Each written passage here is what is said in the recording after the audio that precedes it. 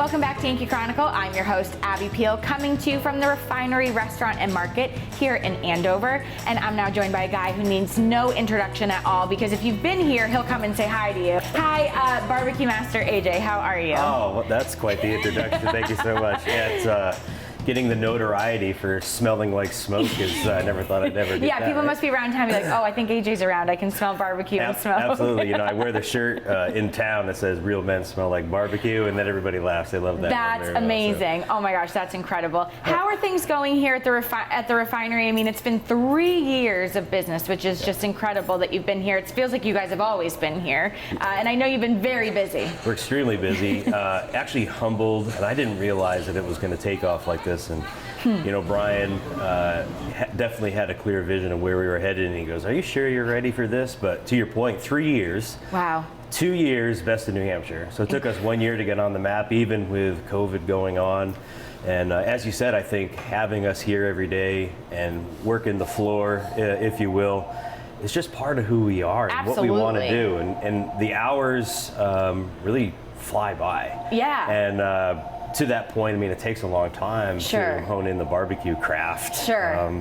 So that's what we're doing. We're just doing it and doing it right. Really incredible. And I think you are in such a location that really brings year-round visitors, because you're right off a snowmobile trail, you're right off of a big route for motorcycles, you have schools, you're easy accessible. So that must bring a lot of new faces in, plus a lot of locals as well. Yeah, I love the local piece, because our vision was to have that place that people wanted to go and either get rid of their problems or solve some problems. And we've turned into that. You know, the local community, police, fire, everybody's been reaching out. You know, they could use the back room. We have a lot of weddings. We have a lot of people's, you know, birthday events and the things that define their life. Right. And we're part of that. And that's awesome. That's really what we set out to do, because that's hospitality and what we believe in to a T. And food quality being number one, that's also driving people from a huge geographical area. Definitely. Quickly talk about this market too, because it's something that you can certainly come in and sit down for a meal, but you can get a lot of things grab and go as well. And this is open for people to access. Absolutely. So we had a vision.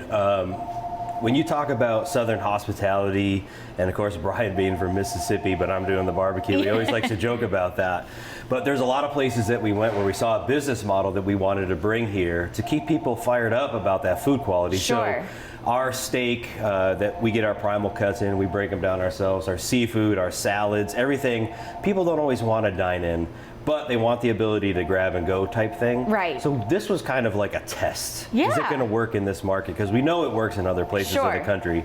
And we happened to visit this place called Chef's Market down in Nashville, of all places, and we saw the beefed up version of what we dreamed of. Yeah. And so we took it and brought it down to what we think people would want, and we're going to do it here. So amazing. And how cool too that you can have your main course, but then maybe you don't want to handle pasta salads. Come on in and grab some salads from you, good to go, and take them home and enjoy with your meal. Absolutely, absolutely. And I actually see the market piece growing in time. Yeah. We have a plan for this place. If you know Brian at all, he's a foot on the gas type person. I could, you know, I count the nights and hours that we sleep and we talk about and dream about what's next. And I mean, it's even going as far as what's the location, what's the next thing in the restaurant. Yeah, what do you add? Yeah, I know COVID slowed us down a little bit, but we're gonna keep rolling with it. I love it. Before I let you go, talk about your love of barbecue, where it started, how you became the master. Sure. Yeah, I don't know about master, pit master, right? Yeah. So I got to give some street cred to Dinosaur Barbecues there, and people have heard this story probably 100 times, but whenever I traveled in my previous occupation, I always went to the fine steakhouses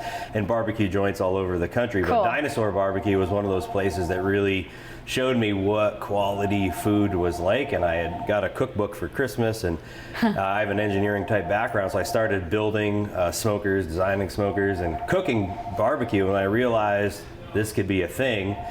Starting the catering business with Brothers House of Smoke. Right. And then we do it authentically, where you're using, you know, a mixture of charcoal, lump charcoal, hickory. Yep.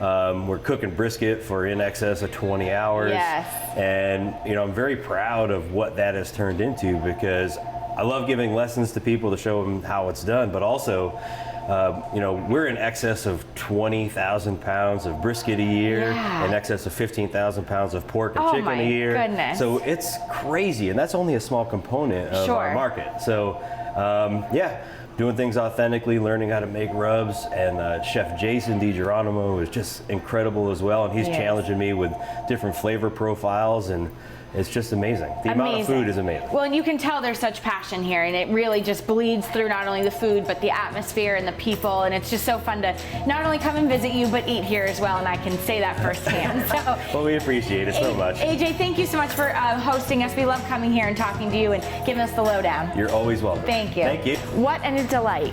When we return, Kathy Lowe will give us a rundown of this year's events. But first, these words from some of the other good folks that make your Yankee Chronicle possible.